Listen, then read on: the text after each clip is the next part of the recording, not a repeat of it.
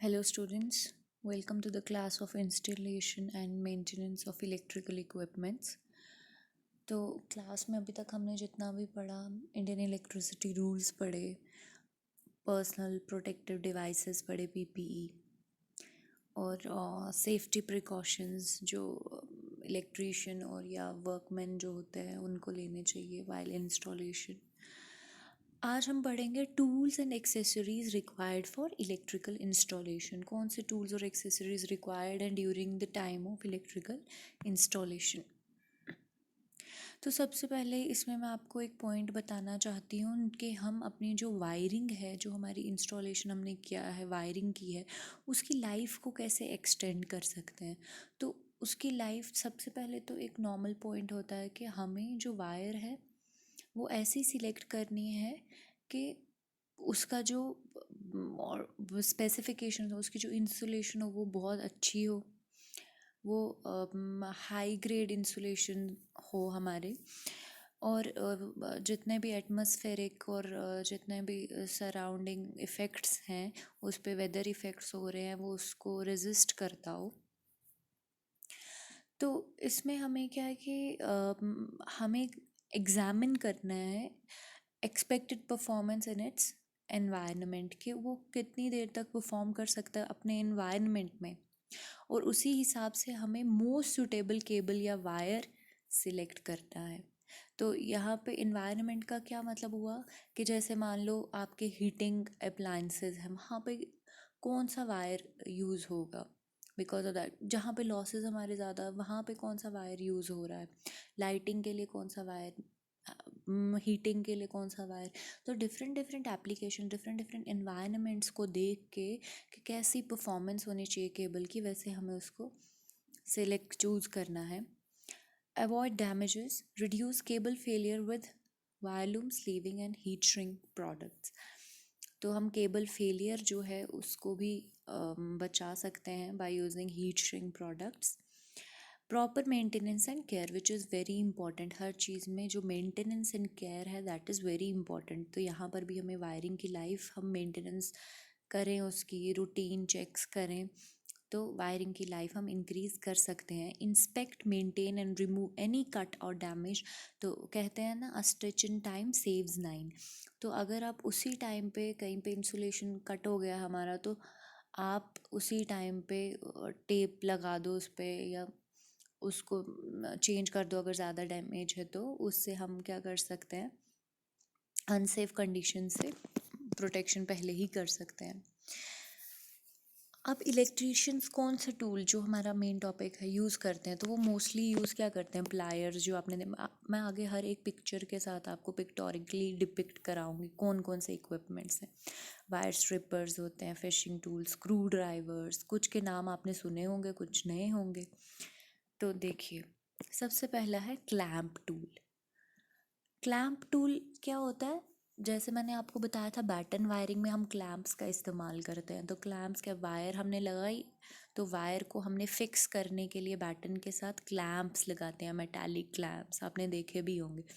तो ये वही टूल है जो क्या करता है, इंस्टॉल करता है clamps in restricted areas and for installing groups of 2 or 3 clamps. Then is screw and nut driver. ये तो सबको पता है स्क्रू ड्राइवर क्या होता है, नट ड्राइवर क्या होता है. इसको हम स्क्रू इंस्टॉल करने के लिए, स्क्रू रिमूव करने के लिए यूज़ करते हैं. Cutters and strippers. तो कटर और स्ट्रिपर ये भी आपने देखा होगा. तो वायर स्ट्रिपर क्या होता है, a small handle device use to strip the electrical installation from electrical wire. जैसे क्या है, आप दो वायर्स को जॉइन कर रहे हैं एक प्रॉपर कनेक्शन बनाने के लिए, तो आप क्या करते हैं, वायर की इंसुलेशन को कट करके उसको पीछे करते हैं, या कभी कभी क्या होता है, मोमबत्ती से भी वायर इंसुलेशन जला के और वायर को सामने लाते हैं. तो इतना करने से अच्छा है हम कटर्स या स्ट्रिपर्स का इस्तेमाल करें, जिससे हम जो इंसुलेशन काट सके वायर की. Electrical testers. इलेक्ट्रिकल टेस्टर्स ये जैसे यहाँ पे ये डिवाइस शोन है, देखिए यहाँ पे this is an electrical tester. यहाँ पे आपको दिख रहा है इसका माउथ. तो यहाँ पे हमें डाल के हम किसी भी इक्विपमेंट को हम क्या चेक कर सकते हैं, डिफरेंट टेस्ट ये परफॉर्म करता है। यहाँ रीडिंग आ जाएगी आपकी, ये देखो यहाँ पे हमारे लीड्स के लिए दिया हुआ है कनेक्शन। तो यहाँ पे क्या है, ये वायरिंग कंटिन्यूटी टेस्ट के करंट फ्लो कर रहा है कि नहीं, कहीं लीकेज तो नहीं है। इंसुलेशन रेजिस्टेंस टेस्ट चेक करता है, अर्थ कंटिन्यूटी, परफॉर्मेंस टेस्ट और दूसरे test as instructed by the supervising engineer. फिर होते हैं फ्यूज़ पुलर्स, ये आगे फ्यूज़ पुलर्स। फ्यूज़ पुलर्स क्या होते हैं, as the name suggest which light provide maximum safety when pulling fuses और चेकिंग इलेक्ट्रिकल कनेक्शंस। तो हमें क्या है, हम क्या करते हैं, हाथ के साथ कोई फ्यूज़ चेक करना है कि वो जला हुआ है या ठीक है, तो हम क्या करते हैं, हाथ के साथ फ्यूज़ को पुल कर रहे हैं, विच इज़ नॉट सेफ़। तो उसके लिए हमें क्या, पुलिंग डिवाइसेस जैसे फ्यूज़ पुलर्स का इस्तेमाल किया जाता है। हीट गन, ये देख रहे हैं आप, this is a heat gun. तो हीट गन कैसा होता है, is a device use to emit a stream of hot air usually at temperatures below 100 degree Celsius and 550 with some hotter model is running। आपने hair dryer देखा होगा, hair dryer से hot air निकलता है। तो एक किस्म का जो हीट गन है, ये भी सेम हीट एमिट कर रहा है, हॉट एयर एमिट कर रहा है। कितना जो वेरी करता है, जिसका टेम्परेचर 100 to 500 डिग्री सेल्सियस, और कुछ ज़्यादा वाटर मॉडल को ज़्यादा हीट टेम्परेचर्स पे हीट करते हैं, जैसे 760 डिग्री सेल्सियस पे। इंस्टॉलेशन प्लायर्स, ये आगे इसको हम प्लायर बोलते हैं। Plier is a multi functional pair the feature 6 different functions. ये 6 प्लायर जो है 6 डिफरेंट फंक्शन परफॉर्म करता है। ग्रिपिंग मतलब होल्डिंग के लिए, ठीक है, बेंड करने के लिए वायर को, डेबरिंग कटिंग केबल, केबल काटने के लिए, stripping, crimping and sleeving. These pliers have been designed with slim dimensions to allow for easy access in tight spaces। जहाँ पे हमारी टाइट स्पेसेस हमारा हाथ नहीं पहुँचा, वहाँ पे इसीलिए इसकी जो हैंडल्स हैं उनको स्लिम रखा जाता है, पतला रखा जाता है।